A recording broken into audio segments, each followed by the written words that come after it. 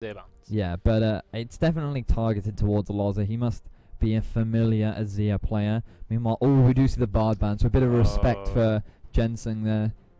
Ginseng, my apologies. And they have decided to ban Callisto as well. Fairly strong AD carry, but a lot of things left open. They have left open Rek'Sai. Definitely we discussed last week how that is a popular pick for players like Nesquik, who are going to get a lot of aggression. So I do expect that either the Gragas or the Rek'Sai to come out. So alternatively, they have left Sivir open as well. So Italy, Evelyn, there's millions of junglers. Yeah, but they have decided to go for the Sivir.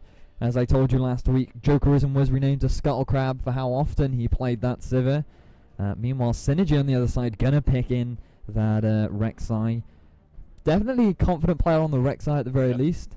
I know that's one of his favourite junglers to play. Well, one of his most played junglers. I don't know if it's his favourite anymore after the amount that he's played it, but certainly one he's very, very comfortable on. Very definitely knows how much damage he can do, how much damage he can take. Very familiar with the champion as a whole, and definitely going to be a very solid pick to lock in. But honestly, we've not seen as much Rek'Sai this tournament as I would have expected. We've seen it banned quite a lot of times, but we've not really seen it locked in that much.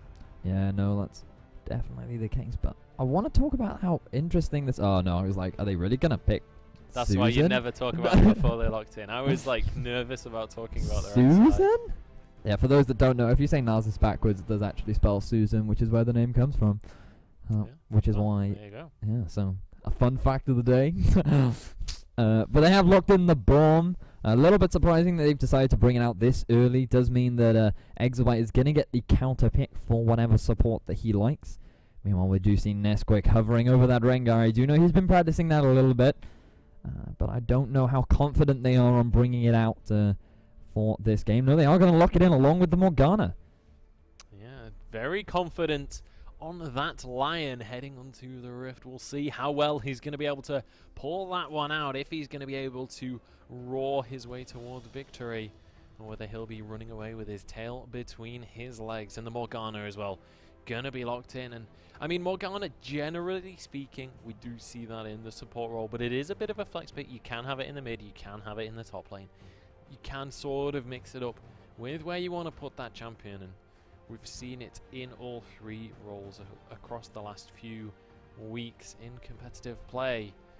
With the Shen again going to be hovered over, and Shen has been a champion that has been in almost every game this tournament. Yeah, that's definitely the case. It's definitely risen in popularity, both support and in the top lane. Yeah. I'm not entirely sure why. I would argue the largest reason is, again, other top laners aren't quite as strong, so Shen has just sort of risen to popularity as he does offer a very strong front line. He is a very tanky individual, and even just after something like the Sunfire Cape, he already becomes a big threat in terms of that front line. So definitely a strong top laner. Meanwhile, this does mean that we could see another Fizz versus Shen matchup. We saw last week how dominant Artorias was on that Fizz in the top lane against a Shen, and that was against the top laner sub. Meanwhile, as I said, that they are hovering over the Fizz. Meanwhile, Ped hovering over that Ahri, so must have heard... I guess he's decided that he doesn't want to play those passive mid laners this game, and he's decided to go for something a little bit more aggressive. Yeah, we may see... Ped, I nearly said Exabyte there. He's probably not going to play the Ahri. I would hope Exabyte isn't going to be playing that support Ahri. I would expect it to go to the mid lane. Or maybe it's a top lane Ahri and a mid lane Fizz. You never know. Although we do probably know that it's going to be a mid lane Ahri. Going up against... Now, what do we see? Heimerdinger going to be hovered? Probably not going to be the pick. I would be surprised. Victor seems a little bit more likely, but across the XL lineup, pretty much the definition of a pick composition here. You've got the Ahri, you've got the Morgana, and you have so much follow-up from that Fizz, from that Rengar, and the Sivir on the Hunt ultimate going to be able to be used to follow up on any kind of pick that happens. The question is, if they fall behind, what do they do? Because they do not have any kind of front line. Yeah, well, you say they don't have any front line. What they can do is just maintain this split push pressure. As long as they keep Fizz in a separate lane, they should be okay. As long as they can... I mean, they do have decent wave clear in the form of Ahri, in the form of Sivir, to just constantly clear those waves out if they're being pressured under tower. But with a low range AD carry in the form of Vayne and with not fantastic tower clearing in the form of Victor. Their siege isn't exceptional, so with their current composition, they should be able to clear waves if they get into that situation, and they can leave Artorias in a separate lane, applying that pressure onto Chin on the Shen. And we do know eventually, like, even in the early game, I feel like Fizz gets a fairly free lane against Shen. He does get time to scale up, and he gets Most that Trinity champions Force. do, really. Yeah. But he gets that chance to scale up, he gets the items that he needs, and he applies a lot of pressure in the separate lane. So I expect them to run a sort of 1-4 split push kind of composition. Yeah, I wouldn't be too surprised to see that scenario, or even if they manage to get ahead, would not be at all surprised to see that kind of rotational play that we've seen quite a lot this tournament, where you keep on hopping between the lanes, and with that pick comp, they'll be looking to try and catch Gaming Emotion following through with those rotations, trying to pick someone off as they walk through the jungle. And as has been the story of XL in this tournament, it's going to be all about how much vision they place in the enemy jungle, whether they know where everyone from Gaming Emotion is so that they can execute those picks, so that they can capitalize on any mistakes. But then, when you take a look at the Gaming Emotion lineup, it's much more of a sort of team fight focused. I mean, you've got a lot of area of effect there, and you also have a decent amount of peel for the AD carry. Yeah, that is definitely the case. We've hyped up a lot about the gravity field that comes out from Victor. It can act as a very strong peeling tool, and as long as Vayne sits around that and sits in that along with the Braum peel and the Shen peel, definitely a strong front line for Vayne to sit behind. Obviously, her range is going to be a bit of an issue, but against the sort of peel that they have against the Rengar is definitely going to be very strong. That Shen ultimate can come out almost immediately when they see that Rengar ultimate being popped. So Nesquik is going to have to be very selective about who he chooses to go on top of when he uses that ultimate. I'm really excited for this jungle matchup, to be honest. We've seen, honestly, this tournament, the jungle matchups have been getting a little bit stale. We've seen an awful lot of Evelynn, we've seen an awful lot of Gragas, and those very common picks, and then Elise obviously has been pretty much the staple jungle pick this tournament. But now we see Rek'Sai versus Rengar, which I think we've seen 1 or 2 Rek'Sais across both weekends, and we haven't seen a single Rengar as far as I remember. Oh wait, actually I think we did see one Rengar at one point. Yesterday, I believe. Yeah, so we have seen them both, but not against each other directly, and they've been less popular picks. So we're going to be able to see a little bit of variation in that jungle. Now, how does this matchup pan out throughout the early game? Both of them can be very aggressive, but Rengar not as much of a ganker, really. Yeah, the problem with Rengar's early game is that he does struggle a little bit in the jungle. His wave clear is not fantastic. He does take quite a lot of damage from the jungle camps. However, Rek'Sai does have the passive health regeneration that she gets, which means that her jungle clear speed is very strong, and her sustain within the jungle is also very strong. So I expect to see earlier ganks coming out of synergy on the Rek'Sai. However, I feel like Nesquik just has a lot more experience in terms of playing in 5s. We know that Nesquik is actually the longest standing member on XL. He's been with the team for the longest. I mean, he was on it when I was on it, so he's definitely been around for a while. He's played with the organization for a very long time, and I just feel that experience is definitely going to give him an advantage. We talked about last week how good their vision control was. And hopefully if they can replicate that, they can almost control Synergy's actions, and that is the type of player I expect Nesquik to be. So definitely in the early game, definitely in the favor of Synergy if he can utilize the champion effectively. I'm really interested to see how well Synergy fits into this Gaming Emotion lineup. Now, Synergy as a player, I know the guy quite well because I've done quite a bit of commentary with him. And as a player, he loves to shot call. He is a big shot caller, and it'll be interested to see whether that shines through for Gaming Emotion White, whether he sort of takes over that role for this team, or whether because he's a sub, he sort of takes a bit more of a back seat and follows with whatever the rest of them want to do. We'll have to see whether he can bring that to the team, whether he can bring it to the table as we head onto Summoner's Rift in just a couple of seconds. We'll have to see whether or not Gaming Emotion White can mesh with their new sub, their emergency sub, or whether the synergy is just not going to be there for synergy. Yeah, I imagine that his confidence will vary. You know, we're not entirely sure how he will perform in this game. Obviously, as you've said, and we said at the start of the pick and ban phase. Synergy is their substitute. He is from the University of Birmingham. I don't believe he jungles for Birmingham anymore. He is more of a... No, he's their coach or something now, I believe. So he's definitely has... He is familiar with the game, and as we said, he is familiar on the champion. So at least he's on a comfortable champion. He's playing with people that he does know, so he's not completely out of his depth. The problem is he's playing against arguably one of the top 8 teams in the UK ESL. Not a great performance last week, but I think they were definitely disappointed with themselves, and they want to fix that. They want to show that they are willing to contend for those top spots within the UK, and just because they brought in a sub, they're not going to show them any mercy, I imagine.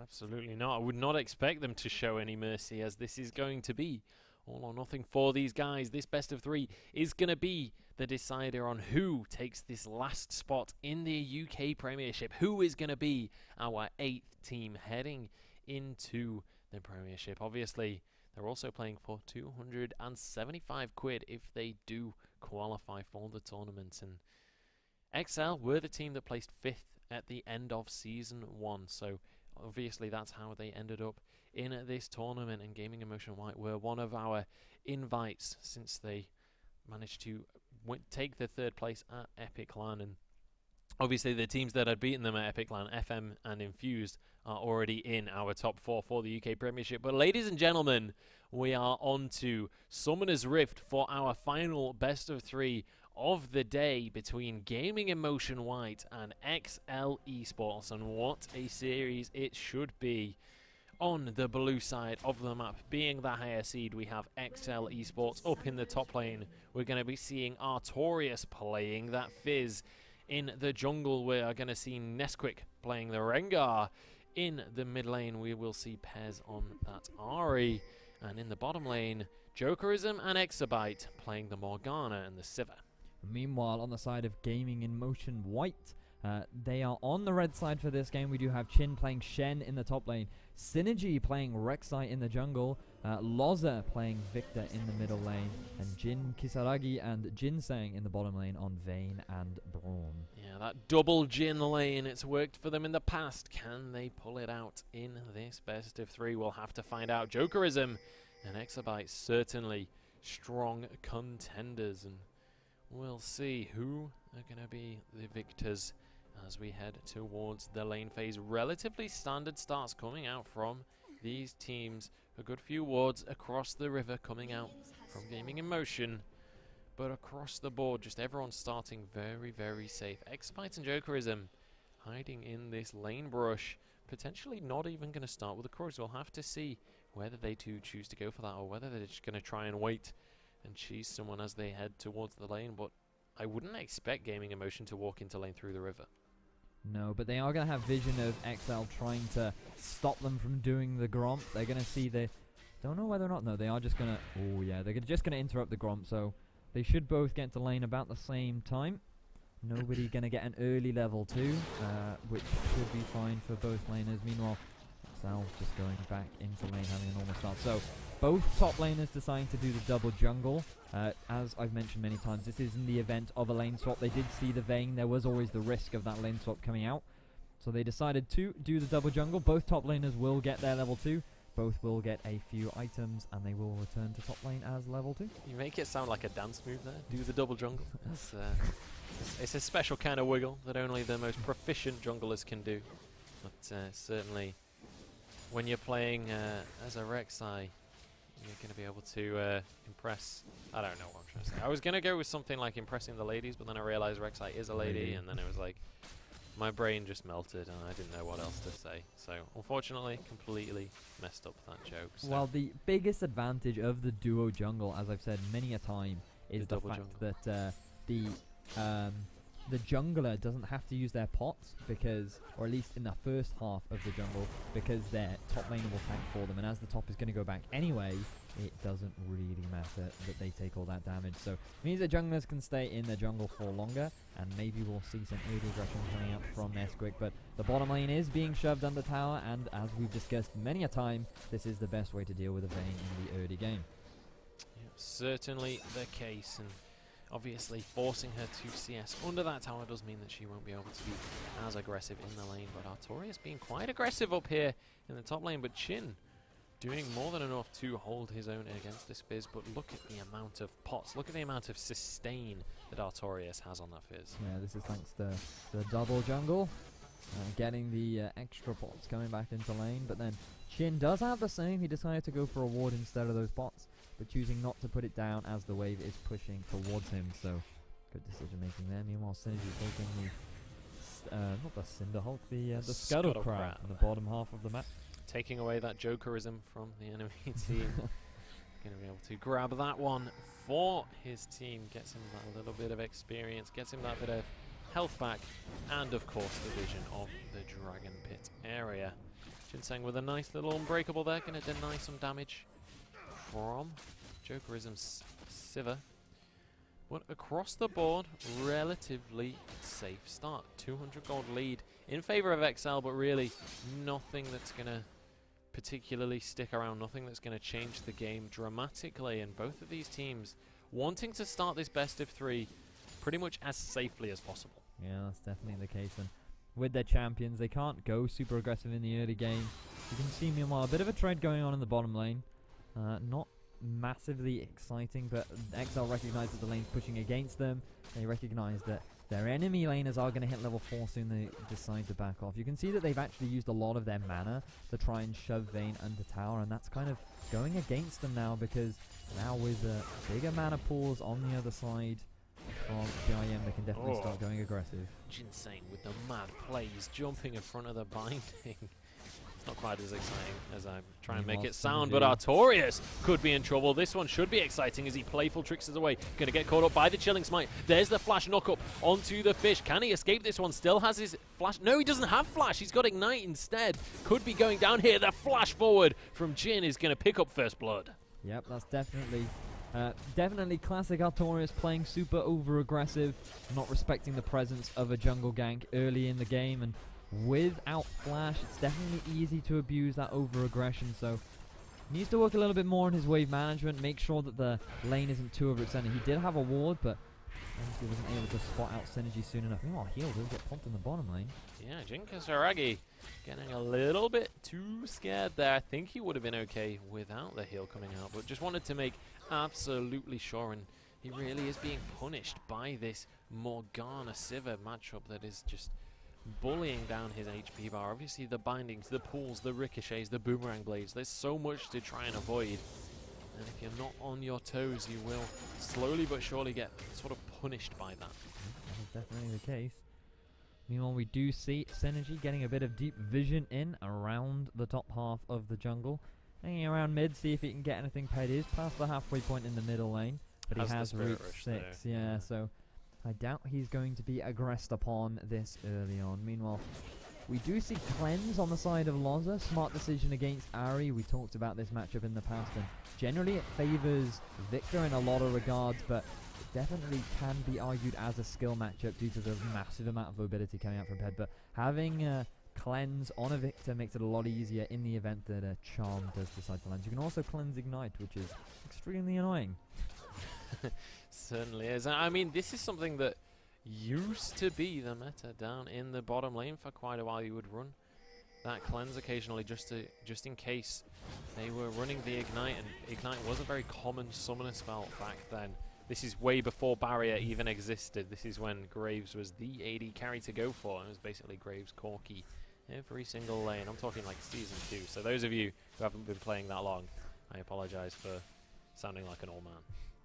Meanwhile, it does look like that the first blue of the game, well, second blue of the game, is going to be handed over to Ped. So that should give his early mana issues that you do have on Ahri, make them disappear. So nice and convenient for Ped. First back has not been made yet, so we should see that coming out fairly soon. However, across the board fairly even. Even so, with the first blood down, they are still even in gold, so good job by XL to be able to keep the gold as even as possible. So something interesting coming out up in this top lane. Chin has opted to go for the Spectre's Cowl despite being against an AD Fizz and an AD jungler. Talk me through this one. Well, the thing about Fizz is he's still all of his abilities scale with magic damage except for his Urchin Strike. Oh, even that is, it scales with ability power. So all of his abilities do actually scale with AP. So buying magic resist in the early game where he's only really relying on the base damages from his items, it's really the best thing to do. Meanwhile, we do see Nesquik coming in the top lane. Yeah, Chin going very aggressive. Artorias using the Chum the Waters, and Chin is in a lot of trouble. He's gonna be going down. Artorias picks that one up with an auto attack, and Chin being baited in expertly by Artorias. Yeah, we even saw the flash come out from Nesquik to ensure that he would land that bowler strike. And so really nice play from Nesquik. He recognized that Chin probably sees the question mark that comes above his head when Nesquik ults. So he decided to flash, immediately lands that bowler strike, and they easily pick themselves up a kill. So that's going to bring Artorias a little bit back into the game. Good job, Nesquik, helping out his hyper-aggressive top laner. He certainly is, and Artorias certainly going to be happy with that one. Back into this top lane now. CS just about even, and 1 kill each. There will be an ever so slight lead for Chin. Obviously, he got the extra 100 gold for the first blood, but nothing too crazy as he heads towards that Spirit Visage. Such a good item on Shen as well. Obviously, you get the extra healing from your Vorpal Blade, so he's going to be very happy with that pickup. Meanwhile, we can see Synergy hanging around Nesquik's red buff. They do ping him out, so they have spotted that he's around. He could be in a little bit of trouble right now as Nesquik is heading towards him, So as Exabyte. is Exabyte. Can he land the all-important binding? Oh. He does. Synergy makes it over the wall first, but he's procced the dragon with that Cinderhold, and now he gets caught by a flash charm. Ped reacting perfectly and picking up a kill. In the meantime, Ginseng could be in a little bit of trouble. Exabyte's binding is on cooldown though. Is it going to land? No, just out of range, and Jin Kisaragi going to be able to survive that one. I'm surprised Ped decided to flash there. I don't think he really needed to when he did have his Spirit Rush available, but I guess he's decided he wants to save that for the lane.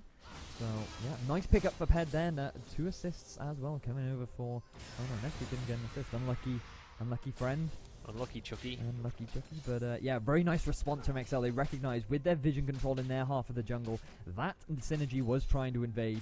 He very greedily started on the red buff, thinking that he was clear, but didn't respect the vision control coming out from XL. So XL responds very quickly, and beautiful binding coming out from Exabyte to predict the tunnel coming out from Synergy. So well played by XL, that's the team, and they've now brought about a 1.5k gold lead.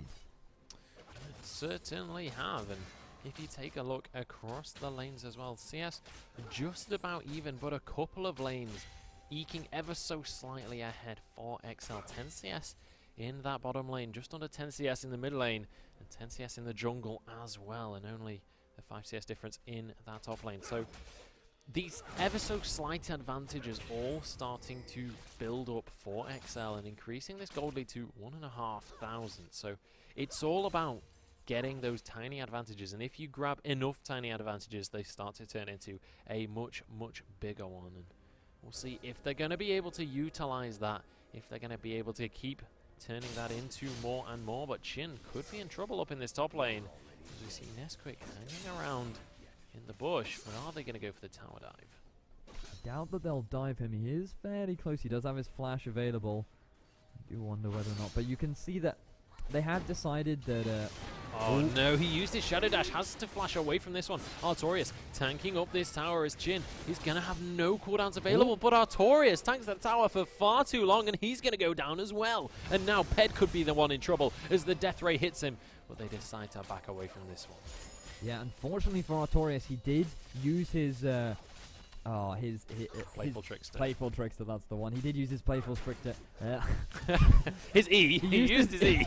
He used his jump to avoid the tower aggro. So the problem was that his passive from his W actually meant that he returned tower aggro towards him. So unfortunately, Nesquik couldn't get an auto attack off in time to be able to start tanking the tower. And Artorias, with no flash available, meant that he died for his trouble. So unlucky there. Unfortunately, if Nesquik had got that auto attack, they would have successfully traded the aggro, and it would have gone in their favor. So still 1-for-1 in the top lane, and Chin still lost a lot of farm and experience as a result. So still a decent trade for the side of XL, and they still maintain their gold lead.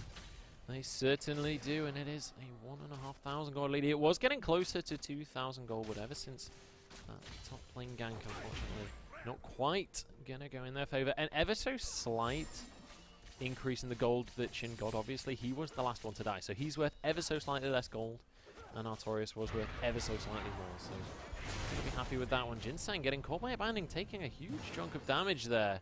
He's gonna have to play very cautiously, and this is kind of the story of the bottom lane so far. We've just seen, and to be honest, the story of the entire game, XL just taking these small advantages the entire time so far in this bottom lane. Jokerism has kept on hammering down these health bars of the Gaming in Motion lineup, and it's slowly but surely snowballing a bit of a lead. Yeah, you can see like they're not necessarily interested in dominating over their lane opponent, but they are sieging onto the tower very nicely. And as Sivir has very good wave clear, something that we've discussed many times, and the fact that she can do that means that it's better to just end the laning phase as soon as possible by taking these towers and then rotating into the other lanes and start taking these other objectives. Force these early game Drake fights, force these early objectives where Vayne is not going to be very strong, but thanks to the ultimate available on Sivir, she will be a lot more useful in this mid game. So good decision making. Meanwhile, banning does land. Oh, Saragi could be in trouble, but Synergy is entering the lane. Exabyte already using that black shield onto Jokerism, but the On The Hunt is going to pull them to safety so quickly.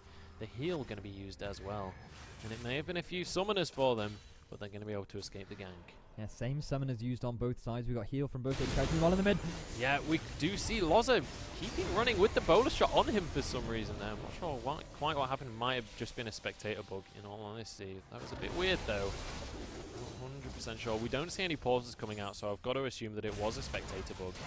And the Dragon going to be started off here for Gaming in Motion. They're looking to try and grab this first Drake of the game. Can they get the smite down? Yes, they can. Synergy going to secure that one. Actually secured it with an auto attack, but either way, they still managed to grab that objective for themselves. So they're going to be more than happy with that 6% AD and AP as they head later into the middle of this game. And across the board, these ever so slight CS advantages starting to get a little bit bigger. The bottom lane now 20 CS. The jungle as well 20 CS. However, in the mid lane, it's become just about even between these guys. The same story in the top lane. In fact, a slight lead in favor of Chin in the top lane.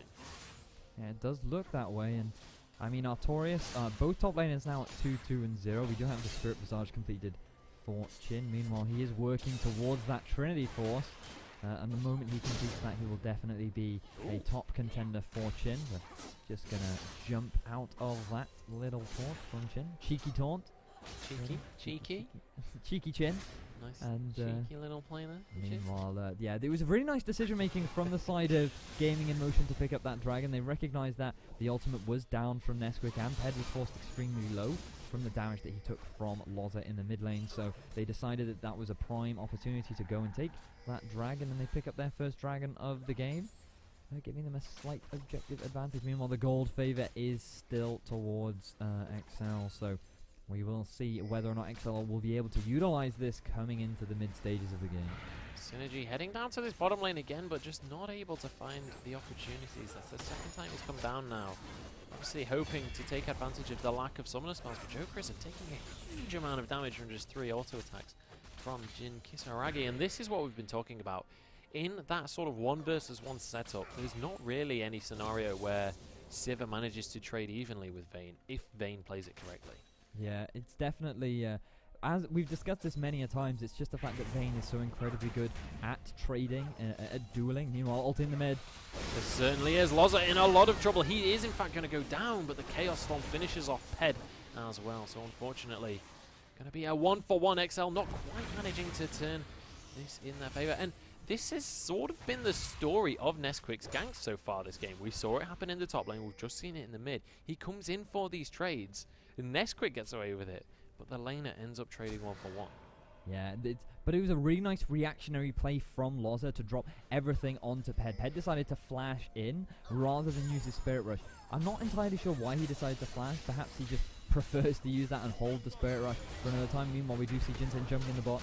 Oh, Exabyte could be in a lot of trouble here. The true damage is going to come through. The Black Shield was already used onto Jokerism, as Exabyte is going to be the first one to fall, but it's 1-for-1. Jokerism in a lot of trouble as the Stand United comes out from Jin. Are they going to dive this one? The Chum the Waters follows him through, though. Chum the Waters used by Artorias to try and interrupt.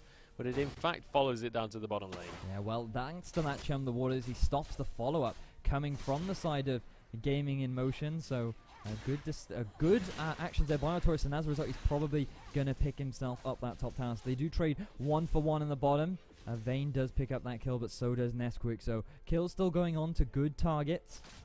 Meanwhile, we'll see whether or not they're able to pick up any extra advantages. Artorias is going to let as many minions die to the tower as possible to try and deny Chin, but still, they're still only even on CS, which is a very good performance from the side of Chin, so well played by him. Yeah, certainly is. And I mean, in that lane, we've seen Chin be very, very aggressive so far. A lot more aggressive than I would have anticipated heading in towards this lane. We've seen Artorias do incredibly well on that Fizz, but pretty much exactly even, as you say, and Chin just going for so much magic resist there. And I feel like, considering the build, as you say, he's done incredibly well to keep even. And in the bottom lane, everybody grouping up here, they're looking for a fight. Nice boomerang blade onto Ginseng is going to force him back to base. Dragon going to be up in just 1 minute and 45 seconds. Both these teams going to be wanting to get vision control off that area. Yeah, so one thing I would like to discuss is the fact that Rengar's decided to go for a tanky build rather than full damage that you'll often see in solo queue, which means that by popping his W, his roar, that it actually gives him bonus defensive stats. So I wouldn't be surprised to see him max that second. He'll jump into a team fight, pop that W cast, and it will give him an extra bunch of bonus stats, meaning he can tank the enemy team for a very long time and basically be a nuisance. So I like the decision from Nesquik. Oh, meanwhile in the top. Oh, up in the top lane, Chin could be in trouble as Nesquik has entered the lane. Yet again, the bowler strike lands. Can he get the shadow dash? Looks like it's on cooldown as Artorias jumps over his head. Nesquik going to tank up the tower, and they're going to be able to walk away with this one. Nesquik tanking one too many tower shots there, but he's going to be able to get away. No reaction from the side of Gaming in Motion. Synergy's ultimate was available, but there are just no tunnels at the top side of the map. Still really nice. This time they juggled the aggro properly. You see that Artorias held on to his jump a little bit longer this time to enable the tank from Nesquik. Meanwhile, Artorias in a lot of trouble here. Obviously, Nesquik does manage to complete his recall, but the Flash Chaos Storm going to be used by Loza just to secure that kill, and now immediately the response from XL is to pressure in onto this mid lane, but it doesn't look like they're going to be able to grab this objective. Teleport, in fact, going to be used. The Synergy gets caught by the Charm. Exabyte going to be knocked up here, slowed down by the Winter's Bite as well. Can they get the stun onto this guy? Can they finish off the kill? There's the stun, there's the Shadow Dash, and they finish that one. That's another kill into the hands of Loza, and they move towards the mid lane. Yeah, unfortunately, Exabyte had used his... meanwhile... Nesquik jumps forward very aggressively. He's coming in onto Ginseng, who jumps straight back. The Stand United going to be used by Chin just to keep his support alive there. And XL trying to capitalize on over-aggression, but they're not quite going to be able to connect with it. Yeah, that is unfortunate, but very nice aggression coming out from Nesquik. It did look very close for Ginseng. He took a ridiculous amount of damage from Nesquik considering the level difference, so nice aggression coming out from Nesquik. And meanwhile, yeah, unfortunately for Exabyte, his spell shield was down as he used it on Ped slightly earlier, and early on in the game it does have an extremely long cooldown, so he was unable to use that for himself. He took a lot of damage and crowd control from the combination of Synergy and Ginseng, and as a result they give away a kill. But meanwhile, from all that aggression around the mid, Synergy being very low, they do enable themselves to pick up their first dragon of the game. It does look like they're going to head towards mid and see if they can get another tower. Yeah, honestly, I'm not sure that this is defendable right now. With 4 members here from XL, I mean, Loza does have a good amount of wave clear, but I don't think it's going to be enough. They cannot afford to stay there. 5 members now. Should they have stayed to try and defend, they almost certainly would have been tower dived. Would have ended up going down with the tower. So, good decision making there to just concede that objective, but I'm not sure they can afford to concede many more, as they are now 5,000 gold behind XL Esports, despite the score being 6-all and 1 dragon to 1. There are 3 towers in advantage of XL, and you can see that in the gold differential. Yeah, you can just see that every single laner except for mid has a gold advantage. Mid, although, is extremely close, but the biggest difference is actually in the supports. There's a 1,500 gold lead in the favor of Morgana, so she's definitely making the most out of that passive on the item. In fact, she's managed to gain 500 gold from that, so part of her big lead, aside from the towers, all stems from that. So Big lead coming out for Exabyte in the bottom lane. Meanwhile, Synergy hanging around, just clearing vision out in the top of the jungle. And speaking of vision, just have a look at all the wards around the side of the map. You can see a lot of defensive wards coming out from Gaming in Motion. They've put a strong defensive line in their half of the jungle, making sure and seeing if XL are planning any invades and any surprise attacks. Meanwhile, XL moving their line of vision up towards the river and at the front of Gaming in Motion's jungle. So you can see that vision control really dictates who's in control of the game right now, depending on where their line of vision is. XL no longer need to put it inside their base because of how confident they are in their lead. Yeah, absolutely. We'll see if they can continue to snowball the lead that you're talking about, or whether they're gonna, whether Gaming in Motion have anything up their sleeves to pull themselves back into this game. Obviously, we haven't really seen Gaming in Motion group up and force a fight yet, which is kind of what their composition is good for. That's what I was saying during the Champion Select. We'll see if that is going to be the case, or whether they just slowly but surely lose control here. There is decent vision in their own jungle, but really, they haven't been too aggressive with their warding this game. Gaming Motion, that is. Jokerism, though, in a bit of danger in the bottom lane, but is going to get spotted out by the pink ward. So Jokerism is going to be okie dokie. Meanwhile, a bit passive again. The problem with them trying to teamfight at this point is that they're 3 towers down. They have no outer towers, and it's basically just a result of the pressure coming from Nesquik. He's definitely applied a lot of pressure in the mid lane and the top lane, enabling those towers to be taken first. Meanwhile, in the bottom, we discussed how good that bot lane is at shoving under these towers, so they're able to take that tower for themselves. So simply with the massive tower advantage they have, they've got a huge goal lead, and fighting at this point would not be advantageous for them. Yeah, and as you can see on your screens, obviously XL, having placed 5th in their last Premiership, they were one of our favourites heading into this tournament. We'll see if they're going to be able to get themselves into this 2nd season of the Premiership. Obviously, this being our last best of 3 of the promotional tournament altogether. These are the last 2 potential contenders for that spot, and so far it looks like XL might be the ones moving through, but it is certainly all to play for. Still 0-0 in this series. This is the first game of a best of 3, and Gaming in Motion Y certainly not out of the game just yet. Only 5,000 gold behind, which is a pretty substantial lead at this stage in the game, but certainly with all tier 2 towers remaining, only 1 dragon apiece, no barons taken, this is certainly anyone's game. Yeah, but the thing for XL now is they've got big items being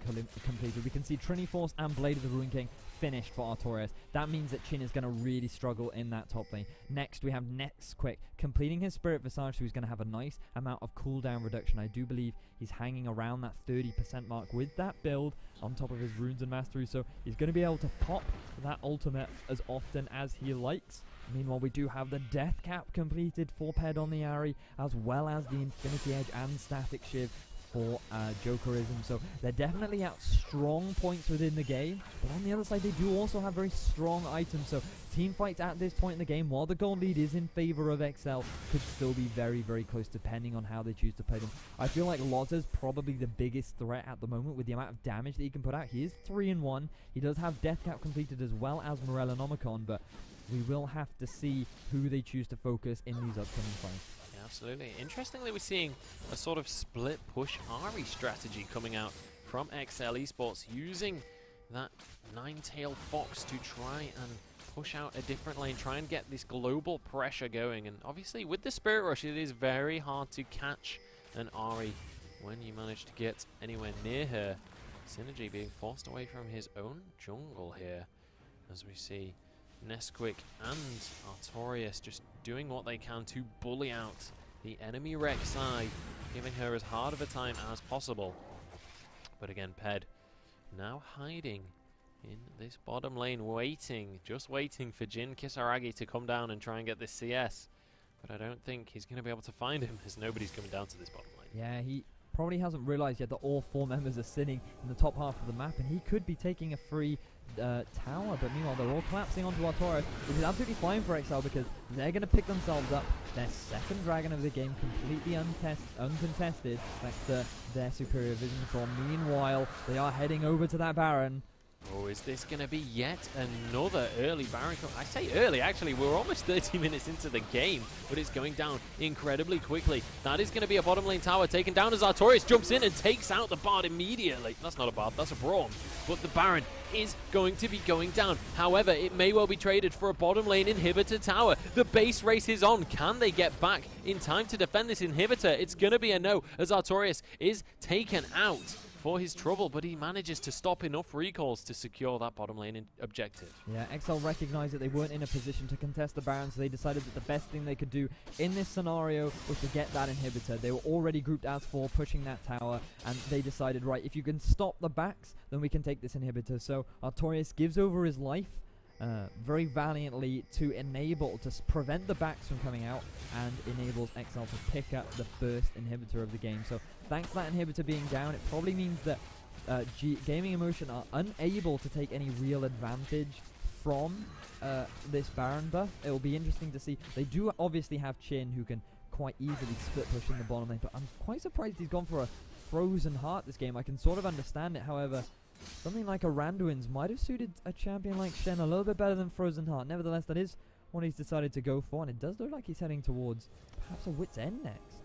Yeah, well, I mean, Wits and Shen used to be a thing, like a long time ago, but obviously deciding that, I mean, I think it was changed ever so slightly fairly recently, if I remember correctly. I can't remember exactly what the change was, but maybe seeing the merit in that item that we're not seeing. I mean, it is going to reduce the magic resist for Loza to be able to do a bit more damage. Maybe that's what he's thinking with that one, but possible. We'll have to see how well that works. And of course, it is going to give him a little bit more magic resist, so he's going to take less damage from the Morgana, from the Ahri, and obviously the base damages from Fizz going to be a lot of magic coming out from him. So we'll have to see how that one pans out for Chin. But again, I do agree on the Frozen Heart, not necessarily the greatest item on Shen. Obviously, the cooldown reduction is nice, the armor is nice, the AoE slow is nice, but the mana, not necessarily that useful. No, Randuin's would do a very similar job and would work just a lot better on the champion, so excuse me, I'm surprised that he has decided to go for that, but I guess it's a perfect pick. Meanwhile, Synergy. Yeah, he's going very aggressive onto Artorias, but the playful Trickster is going to get that fish away from danger. Certainly not going to be in the frying pan today, as it looks like XL are wanting pizza tonight. But nothing going to be coming out. Obviously, with this Baron buff on this side of Gaming Emotion, it's very hard for XL to continue to push for these objectives, because it's so hard for them to clear these waves of empowered minions. You say that, yet they continue to shove. I mean, they're still the ones on the aggression. You can see they've pushed their vision line even deeper now, even with the Baron, and they might even be able to pick themselves up a free tower over here. Everyone rotating up towards that top lane, and immediately XL react perfectly and pick themselves up an objective. The Caster's Curse comes through once again. The second I say they're not going to do it, they immediately take that objective. Loza trying to protect this ward, but he's not going to be able to go too aggressive for that one. And now XL head towards this top lane tower. There is no Baron buff remaining. Let's see if they can take this objective. Stand United going to be available for Chin, so should a fight break out, it will be a 5 versus 5. XL possibly looking to just recall from this one. They're going to take away that Krug. They're going to get the binding onto Ginseng, though. The Unbreakable soaking so much damage, but it's just not enough. Or is it? He jumps away. The Stand United going to be used. Ginseng, the tankiest Bard you have ever seen, somehow soaks all of that damage. Yeah, really impressive coming out from Ginseng. He literally just stands there and his team doesn't even follow up at all. He chooses not to use the ultimate, even with the Shenot on top of him, and his whole team could have followed him if they'd so chosen to, but they decided not to. They decided that it wasn't worth it, and XL are going to get a tower in the top lane. I don't understand Gaming in Motion. You were in a prime position. So many skills were used on that Braum just then. I don't understand why you did not choose to go aggressive, but as a result, I mean, you talked about Synergy preferring to be a shot caller, but where was the shot calling there? If anything, they were just going to leave Ginseng to die. He had to jump to a minion to get out of that situation, so really surprising decision-making from the side of Gaming in Motion, but XL picking themselves up a tower and further extending their vision control really deep into the enemy jungle now, so they're definitely going to be in a good position to contest this Drake coming up in 1 minute. Absolutely, and I mean, the Spirit Rush and On the Hunt were both used just to try and secure that kill onto the support, so honestly, I feel like that could have been the fight that Gaming in Motion needed to pull themselves back into this game, but with the pressure down in the bottom lane from that inhibitor being down, they obviously have decided that that's not a fight that they wanted to take. They're going to have to find a different way back into this matchup. No 20-minute surrenders coming out though in this series, so that's good to see. These guys are going to be battling it out until the end, and that inhibitor has now respawned. The Death Brush gonna be the play coming out from them. Can they get the kill onto Exabyte? No, he flashes over the wall.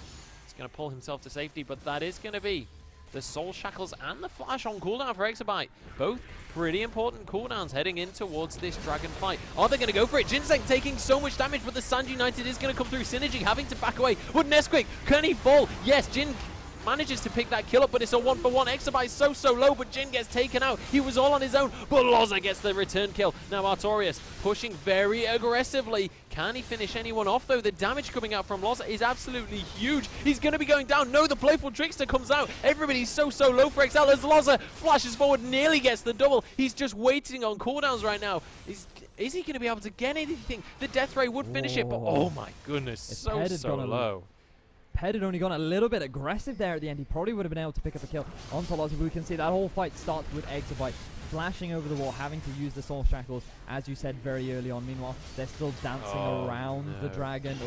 But as all this is going on, you can see they all sit in the bush. Wait, Jinseng overcommits, but that's exactly the type of target that you want to focus. The ultimate pops into Jinseng, keeping him alive, giving him enough time to pop all of his skills out. Meanwhile, that gravity field from Loza just enables enough time to keep Nesquik locked in place and enable Jin Kisaragi to be able to pick himself up the return kill. Meanwhile, at this point, it's just Loza throwing out the poke from the back line, and nobody can get onto him because of this extremely annoying front line from GIM. So you can see at this point the charm does land, but Ped is so scared. He doesn't want to run the risk. If he'd just gone a little bit close, he definitely would have picked up the kill. But slightly unfortunate. But while all that was happening, you did see that GIM tried to go for the dragon, but they overstayed their wake. Artorias teleports back in, picks himself up 2 kills, and picks up the dragon in return. So nice return play overall. That did go in the favor of XL, and where GIM only lost, they lost 4 in the favor of 3. So well played to get that comeback from XL. Yeah, XL doing incredibly well in that battle. Exabyte taking a huge amount of damage from this Baron. May well actually have to go back to base from that one. Not going to be too happy with that pickup. Nice Prey Seeker coming out from Synergy, just punishing his opponent there. Both teams having vision of the Baron pit though, so definitely no sneaky Barons going to be coming out. Absolutely massive minion wave down in that bottom lane in favor of Gaming in Motion, so they may well pick up a tower off the back of that minion wave alone. But it could well be a battle here coming out. Ted in amongst his team, he has that Sorcerer's Pot, has the Death Cap, has the Morello and Luden's Echo, so a lot of damage, but the fight is starting and the AD carry is annihilated to kick off. Artorias is going to be looking for more as we see flashes all over the shop. Jinseng using that Unbreakable, but he is going to be the sacrificial lamb taken down by Jokerism, and that is going to be the Baron secured for XL for sure, unless Synergy can come out with a miracle steal here. As you said, they are going to head towards this Baron. Artorias might look to turn them off, but meanwhile, that whole fight starts off with a fish onto Jin Kisaragi on that Bane. He's caught completely out of position, didn't know what to expect, and he gets dropped almost instantly. Meanwhile, loads of flashes coming out to follow up, and Jinseng tries to disengage with the ultimate, but unable to. Meanwhile, while all of this is going on, Loza picks himself up a kill. He does indeed. Picks himself up a double kill. Now Jin in the thick of everything. Can they get the smite onto the Baron? Synergy gets it! He gets the Baron steal, and that's going to mean that they are still somehow in this game. Gaming in Motion White are not looking to get out of this one just yet. The double kill did come through for Jokerism. Chin going to be slowly but surely taken down by Artorias. Jin Kisaragi looking for the 1v1 against the enemy top laner. I don't know if he can win this one though. He's in a lot of trouble. The shield comes out from Jinseng and saves his AD carry. No! The dot comes through. And that was absolutely insane 1v1. Nobody got the Baron buff, though. Yeah, with 4 members down now, XL looking to push towards this middle lane. They might be able to get the inhibitor tower, but in all of that chaos, they started the Baron, but there were still 3 members alive. Loza still had all of his abilities up, so we'll just bring that up on your screen now. You can see, as the Baron is going on, Synergy smites it away. For some reason, Nesquik left the pit.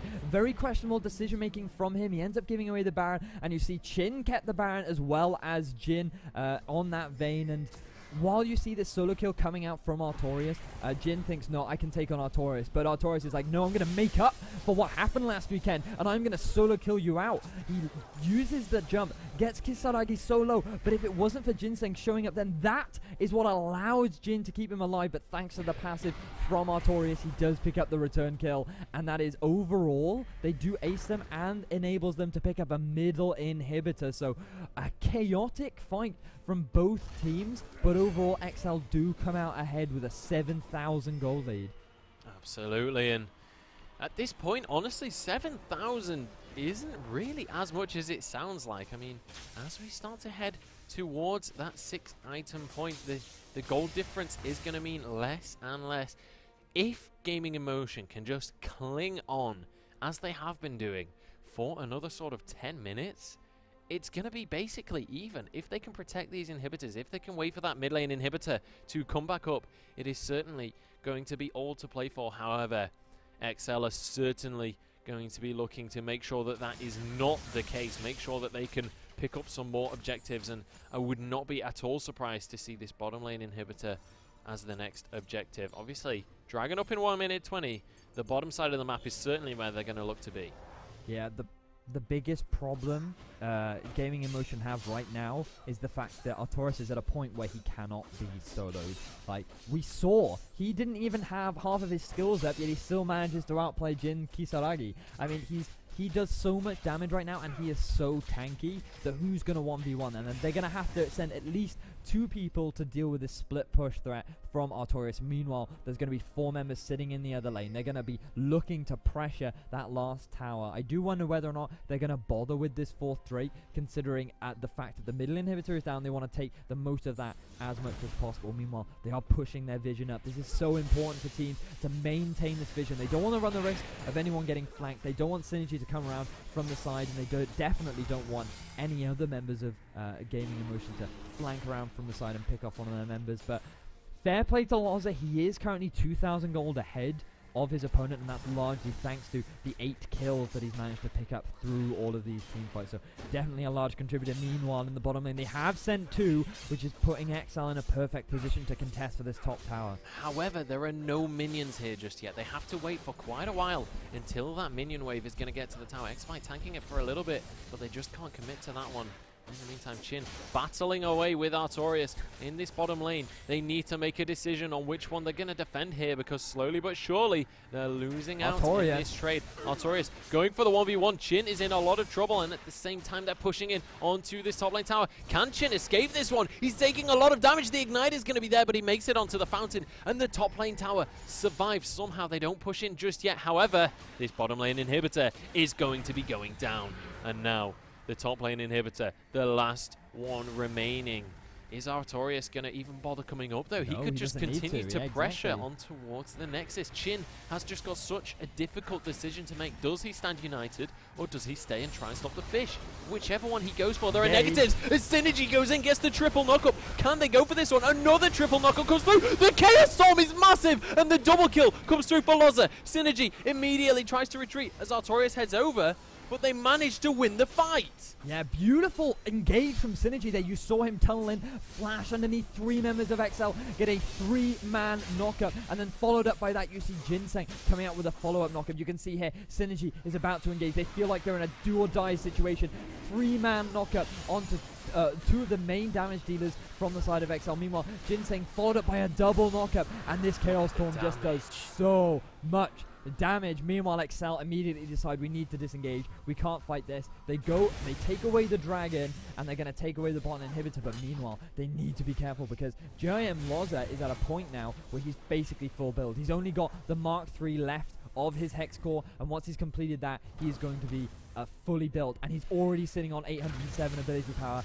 He's decided to, it does look like he's now completed all of his items. 925 ability power from Loza with the health bot on top of that, so he is doing so much damage. They need to take him out of these fights, otherwise they're going to be in a lot of trouble in the upcoming fights. They certainly are, and we'll have to see if they're going to be able to take out that key member, or whether it's going to be lights out. And Gaming Emotion doing such a good job to just cling onto this game by the skin of their teeth. The mid lane inhibitor has now respawned. However, with Baron up in a minute and the bottom lane inhibitor down, they need to do something to push out this bottom lane so that Jhin doesn't need to be there killing super minions. Yeah, they need to regain vision in the top half of this jungle, because the only way XL are really going to win a fight is if they get a pick themselves. Loza's cleanse is down. I wonder if they recognize this as down, and meanwhile, they do see the bottom lane moving up. Will they be able to get a pick? Doesn't look like it. They back away immediately. Do not want to stick around. They know that there's an Ahri. They know there's that Morgana. They decide to back away from that dangerous situation. Synergy, however, may well have been caught out here. He's going to be able to tunnel away over that wall back to the rest of his team, getting away safely. Doesn't have too many tunnels to use that ultimate to, though, so he's going to struggle if he wants to try and get that gank. He does have one tunnel available, but as I say it, Artorias immediately recognizes that, heads over and removes it, and now the Baron spawning in just 1 second. Here it comes. This is going to be all to play for. Nesquik using the thrill of the hunt. He's looking for more. Is he going to be able to find it? The bowler shot lands onto Loza, but he's not going to be able to follow it up. They're in position to go for mid. They're looking for the mid lane inhibitor, you're right. Can Gaming Emotion protect this one? They've got to this inhibitor, and it looks like they have to back away. XL not finding the objectives they were looking for, and they head over to the Baron again. There are super minions in this top lane that Gaming Emotion have to deal with. They know that this is being started. There is a ward, but there is certainly enough damage to take this one down. Synergy, he has to look for the miracle steal. The Banshees is going to block the binding. Can he get it? No, he doesn't get the steal, and this is going to be Synergy going down. This could well be the end of the game. XL managed to grab the Baron, and it's a 4v5 scenario here. Jhin has to try and just keep these super minions at bay, but in the meantime, XL are going to head towards this top lane. I don't know how Gaming Emotion can stay in this game right now. 50 seconds until Synergy respawns. They've definitely still got the damage from Loza, though. That's definitely a thing to be aware of. Ginseng always has the engage, he has the flash, but the flash is down for Loza. Nesquik has Thrill of the Hunt as well. It's on the hunt for Jokerism, and they're going to pop anything. Ginseng goes in, he's looking for the fight. Loza managed to blow up the enemy mid laner, but Jokerism is on the backline doing so much damage. Ginseng going to be the focus target as Exabyte uses his Mikhails on himself. Jhin doing what he can with the Stand United, but it's just not enough. Jokerism now. Artorias is ending the game! Artorias in the backline is just going to be able to sweep this fight up. Ginseng going to go down. The Guardian Angel is just not enough for Jhin, and that is going to be game. Ladies and gentlemen, an epic first game between these guys, but XL are going to make this series 1-0. Fortunately, we are going to be able to bring up a replay just as the loading screen comes away for you. Look at this beautiful fight here. We can see Jhin going in on the backline. We think that he's going to get a beautiful engage. Unfortunately, the flash from Ped just misses the charm, and he dies as a result from Jhin and Loza picking up a kill. On the reverse, they do quickly drop Loza, but that gravity field stops 3 members in their tracks. Meanwhile, while all of this is going on, Artorias is just pushing at the base. He's got Baron empowered minions. He's got these super minions on top of that, and he's just ending the game. And then the moment the rest of Gaming Emotion try to retreat, Artorias is like, no you don't. He stops them from retreating, and a really nice bowler ensures the rest of the team is going to go down. Really nice play from Artorias to recognize that the best way for them to end the game is to keep the split pushing that they keep on doing. It was a tough game for both teams, really close for a very long time. The Baron steal from Synergy enabled them to get back into the game. However, XL still with superior vision control, superior rotations, were able to close that one out. So very intense game, very close from both sides. You're damn right about it being an intense game. What a way to start this series. It was a 46-minute game overall, and really could have gone either way. I mean, XL were ahead for the whole game, but a couple of those team fights towards the end, I really thought that Gaming Emotion might be able to pull it back, but we are going to be shortly heading over to the break, but we do just have a message from the admins. Yeah, we just a slight update is that Team Pariah